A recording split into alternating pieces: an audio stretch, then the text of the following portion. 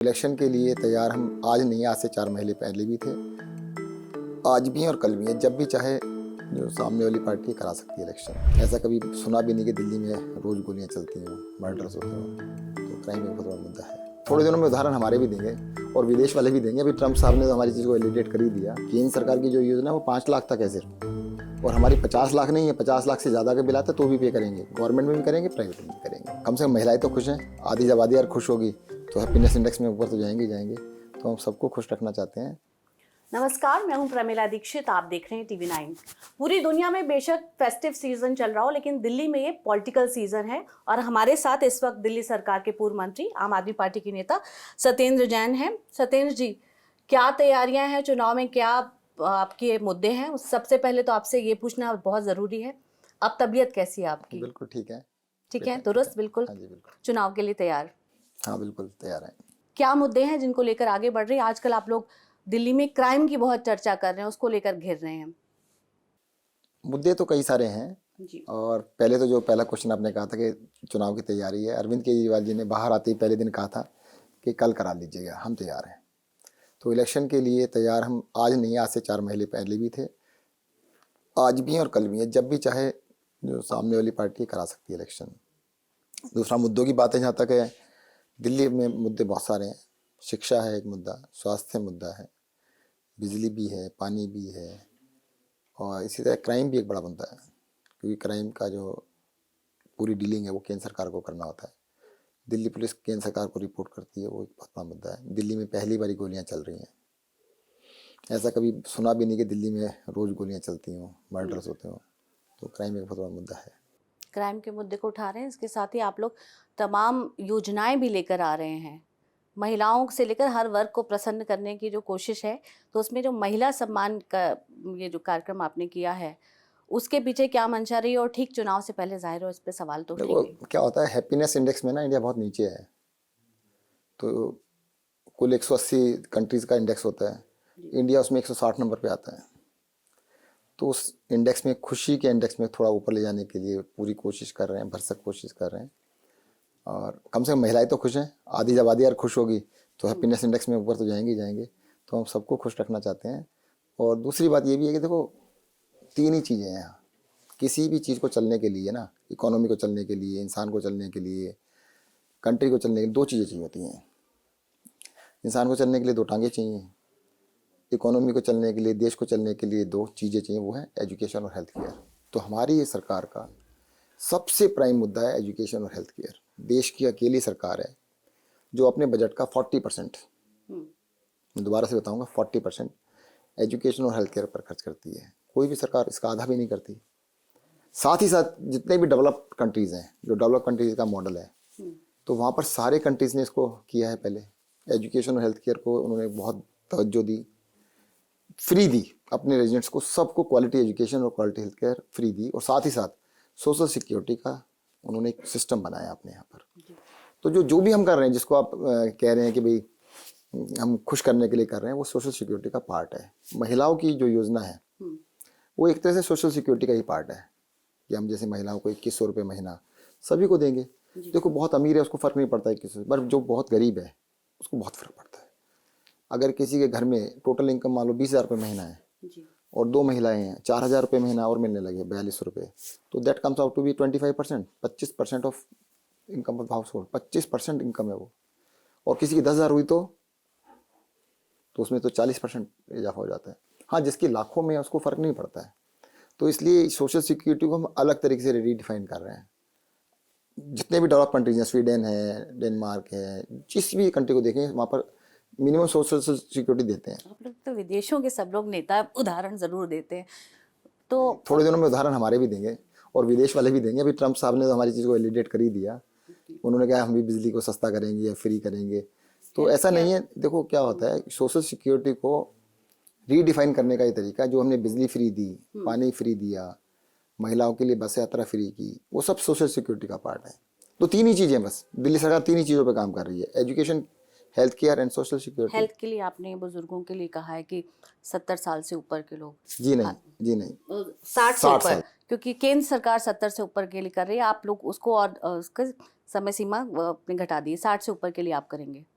60 से ऊपर है। पहली बात तो ये कि 60 से ऊपर है, कोई लिमिट नहीं है। 5 लाख, 10 लाख, 20 लाख या 50 लाख लिमिट नहीं है, अनलिमिटेड है। केंद्र सरकार की जो योजना है वो 5 लाख तक है सिर्फ, और हमारी 50 लाख नहीं है। 50 लाख से ज़्यादा का बिल आता है तो भी पे करेंगे, गवर्नमेंट में भी करेंगे, प्राइवेट में भी करेंगे। और ये अपने आप में हमारे देश में तो यूनिक है ही, मुझे लगता है दुनिया के अंदर भी one of the unique scheme होगी जिसके अंदर अनलिमिटेड कवर यहाँ के सभी रेजिडेंट्स के लिए, इर्रेस्पेक्टिव कि वो गरीब था कि अमीर था कि मिडिल क्लास था, सब के लिए लेके आ रहे हैं। और यही होना चाहिए, education and health care for all, सबके लिए होना चाहिए, क्वालिटी होना चाहिए। तो हम इस पे एक कदम और आगे बढ़ रहे हैं। एक अंबेडकर स्कॉलरशिप की बात है, तो वो क्या है? हालांकि उस पर सवाल ये उठे हैं कि वो तो पहले से ही चल रही है और साल 2020 से चल रही है, और उसमें केवल 5 लोगों को स्कॉलरशिप मिली, ऐसा कहकर विपक्ष ने आप पे सवाल खड़ा किया है, जबकि उसकी अभी कुछ दिन पहले आप लोगों ने बात की कि ये हम ये योजना लेके आएंगे। देखो, दोनों में थोड़ा फर्क बताएं। पहले तो एक बात है, कितनों को मिली।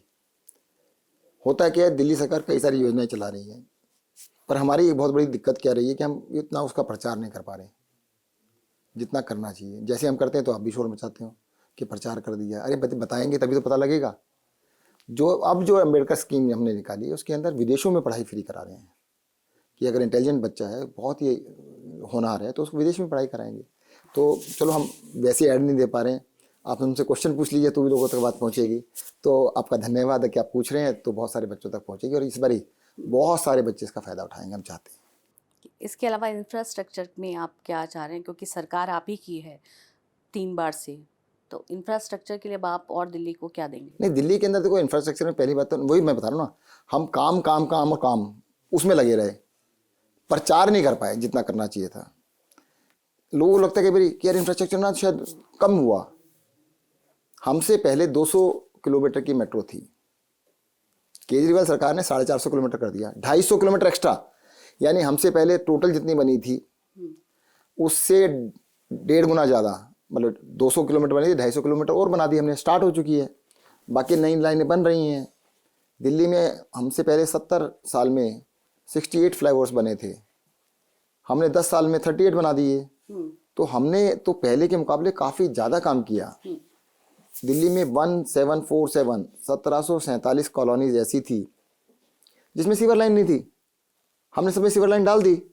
70 साल में नहीं डली थी, अगले 20-30 साल में भी डलने वाली नहीं थी, हमने डाल के दिखा दी। दिल्ली के अंदर हमने 10,000 किलोमीटर सड़कें बना दी, हमने नालियाँ बना दी, कितना सारा इंफ्रास्ट्रक्चर किया है। अगर वो इंफ्रास्ट्रक्चर हम बता भी पाते ठीक से तो शायद क्वेश्चन हमारा आप पूछती नहीं। पर हाँ, अब मैं फिर से धन्यवाद करूँ। आप कह रहे हैं, हालांकि यही आरोप लगता है कि करने से ज़्यादा प्रचार पर ध्यान रहता है, और उसके बाद ये भी कहते हैं कि काम नहीं करने दे रही सरकार, केंद्र सरकार। देखो, तो अब आपके हाथ में तो ऑलरेडी सत्ता है, अब दोबारा आएगी तो क्या करेंगे? और पिछले दिनों जो क्या किया है आपने उसका लेखा जोखा दिखाई, लेकिन फिर भी सवाल उठते हैं कि कहाँ ज़्यादा जाता है, काम कम हुआ है, और उस पर विपक्ष लगातार सवाल हर योजना के साथ कह देता है कि ये तो हमारी ही की हुई थी, उसमें आगे कुछ बढ़ा दिया।